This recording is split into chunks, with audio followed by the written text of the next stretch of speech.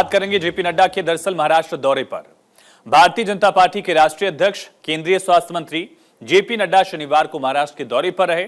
इस दौरान जेपी नड्डा ने महाराष्ट्र चुनाव को लेकर यहां अहम बैठक की। इस बैठक में उनके साथ केंद्रीय मंत्री, भाजपा के महाराष्ट्र प्रभारी भूपेंद्र यादव, केंद्रीय मंत्री पीयूष गोयल, पार्टी की प्रदेश इकाई के प्रमुख चंद्रशेखर बावनकुले, मुंबई इकाई के अध्यक्ष आशीष शेलार, पूर्व केंद्रीय मंत्री राव साहब दानवे और ये सब नेता जेपी नड्डा की अध्यक्षता में देवेंद्र फडणवीस के आवास पर मौजूद थे। यहां जेपी नड्डा की अध्यक्षता में आने वाले विधानसभा चुनाव को लेकर बाकायदा बैठक की गई।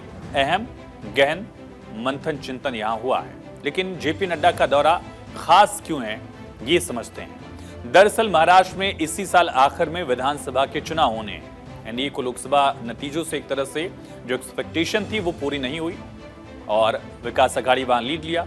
विकास अघाड़ी ने बढ़त हासिल की और विधानसभा चुनाव के लिए इसी वजह से बीजेपी अभी से रणनीति बना रही है।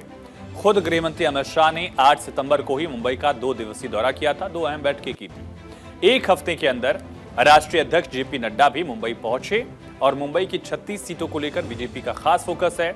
सीट शेयरिंग, रणनीति, मुद्दे, सरकार की योजनाओं का लाभ, ये तमाम मुद्दा एजेंडे में बीजेपी के है फिलहाल। और नड्डा का यह दौरा बीजेपी की चुनावी रणनीति पर चर्चा, स्थानीय नेतृत्व के साथ सामंजस्य बनाए रखने के प्रयासों का ही हिस्सा है। नड्डा का दौरा बीजेपी की चुनावी तैयारियों और राज्य में पार्टी की स्थिति को मजबूत करने की दिशा में एक अहम कदम माना जा रहा है। और दूसरी तरफ महाराष्ट्र में ये सियासत कवायद लगातार जारी तो है ही, लेकिन एक और पहलू जारी है, वो है गणपति उत्सव का पहलू। ऐसे में महाराष्ट्र के मुख्यमंत्री एकनाथ शिंदे के दक्षिण मुंबई स्थित आधिकारिक आवास पर भी जेपी नड्डा पहुंचे, गणेश वंदन किया, पूजा अर्चना की। इसके बाद उप मुख्यमंत्री भाजपा के नेता देवेंद्र फडणवीस के सरकारी आवास पहुंचे, वहां पर भी पूजा अर्चना की।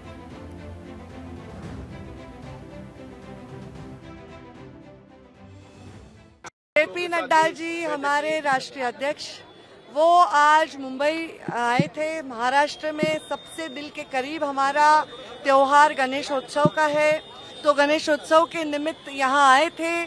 तो यहाँ आकर उन्होंने हमारे लाल बाग के राजा के दर्शन किए, चिंतामणि के दर्शन किए और हमारी बैठक भी हुई। इस बैठक में क्योंकि भारतीय जनता पार्टी के राष्ट्रीय अध्यक्ष आए थे, भारतीय जनता पार्टी के सर्व राज्य के नेता उपस्थित थे, तो भारतीय जनता पार्टी संगठन और आने वाले चुनाव के बारे में चर्चा। वहीं सागर बंगलो पर गणपति दर्शन के बाद जेपी नड्डा ने लालबाग के राजा के दर्शन भी किए। फिर मुंबई परेल के राजा चिंतामणि बप्पा का दर्शन करने के बाद मुंबई अध्यक्ष आशीष शेलार के मंडल बांद्रा पश्चिम सार्वजनिक गणेश उत्सव मंडल में दर्शन करने के लिए जेपी नड्डा पहुंचे। अलग अलग पंडालों में पहुंचे, अलग अलग नेताओं के घर पर जो भगवान गणेश की स्थापना की गई वहां दर्शन किया। उनके साथ भाजपा नेता प्रवीण दरेकर, आशीष शेलार, पंकजा मुंडे, मंगल प्रसाद मौजूद रहे। भारतीय जनता पार्टी के राष्ट्रीय अध्यक्ष जगत प्रसाद नड्डा का मुंबई दौरा रहा। ये इस दौरे में सबसे प्रमुख रहा कि लाल बाग के राजा का दर्शन करना।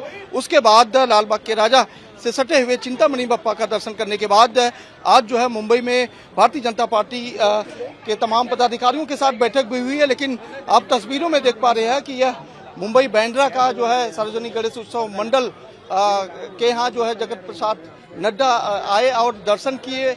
और यहाँ पर लगातार चर्चा हो रही है कि किस तरह से महाराष्ट्र में जो है आगामी विधानसभा चुनाव है, इसको लेकर बैठक भी हुई है, जिसमें आगामी विधानसभा चुनाव को लेकर चर्चा भी हुई है। लेकिन यह दौरा बेहद ही महत्वपूर्ण रहा क्योंकि मुंबई और महाराष्ट्र में सबसे प्रमुख त्योहार जो माना जा रहा है वो सार्वजनिक गणेश उत्सव है। आगामी विधानसभा चुनाव के नजर देखते हुए यह बेहद ही महत्वपूर्ण दौरा रहा, जिसमें भारतीय जनता पार्टी के तमाम पदाधिकारियों के बीच यह बैठक भी हुई है और आगामी चुनाव को लेकर चर्चा भी हुई है। कैमरा पर्सन रमेश के साथ सोनी भारत 24 मुंबई।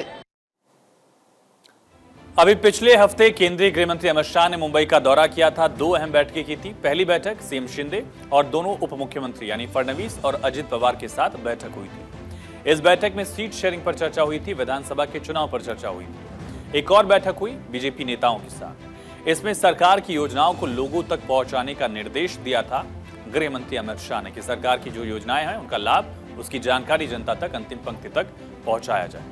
और अब समझते हैं कि विधानसभा चुनाव में पिछले 2 चुनाव में आंकड़ा क्या रहा है। महाराष्ट्र में कुल 288 विधानसभा सीटें हैं महाराष्ट्र में और 2019 में बीजेपी ने शिवसेना के साथ गठबंधन किया था और बीजेपी चुनाव लड़ी थी, जबकि 2014 के विधानसभा चुनाव में बीजेपी ने अकेले कॉन्टेस्ट किया था और 2019 में शिवसेना के साथ गठबंधन में रहते हुए बीजेपी ने 164 प्रत्याशी उतारे थे, 164 सीटों पर कॉन्टेस्ट किया था, जबकि शिवसेना 124 सीटों पर चुनाव लड़ी थी। 288 में से 164 पर बीजेपी, 124 पर बाकी बची शिवसेना ने चुनाव लड़ा था। 2019 में बीजेपी ने अपने कोटि की 164 सीटों में से 105 सीटें जीतने में कामयाबी हासिल की थी, जबकि 55 सीटें ऐसी थी जहां बीजेपी दूसरे नंबर पर थी और कुल 5 सीटों पर बीजेपी तीसरे नंबर पर थी इस चुनाव में। लेकिन उसके पहले विधानसभा वाले चुनाव की बात करते हैं। 2014 का जो विधानसभा चुनाव था, 2014 विधानसभा चुनाव को अगर देखें तो बीजेपी ने किसी भी दल से गठबंधन नहीं किया था, बल्कि बीजेपी ने अकेले ही चुनाव लड़ा था। 260 सीटों पर बीजेपी ने उम्मीदवार उतारे थे, जिसमें से 122 सीट पर बीजेपी जीतने में कामयाब रही थी। इसके अलावा कुल 60 सीटें ऐसी थी जहां बीजेपी दूसरे नंबर पर थी, तो 56 सीटें ऐसी थी जहां बीजेपी बिना गठबंधन के भी तीसरे नंबर पर थी। राज्य में बीजेपी सबसे बड़े दल के तौर पर उभरी और पहली बार राज्य में अपना एक तरह से मुख्यमंत्री बनाने में भी बीजेपी 2014 में कामयाब रही थी। अकेले दम पर बीजेपी ने यह आंकड़ा हासिल किया था। ऐसे में ये रणनीति भी लगातार बनाई जा रही है कि किस तरह से भारतीय जनता पार्टी लोकसभा चुनाव के नतीजों के बाद अब विधानसभा चुनाव में बेहतर प्रदर्शन करने का जो प्रयास कर रही है उसको कामयाब तस्वीर में बदले।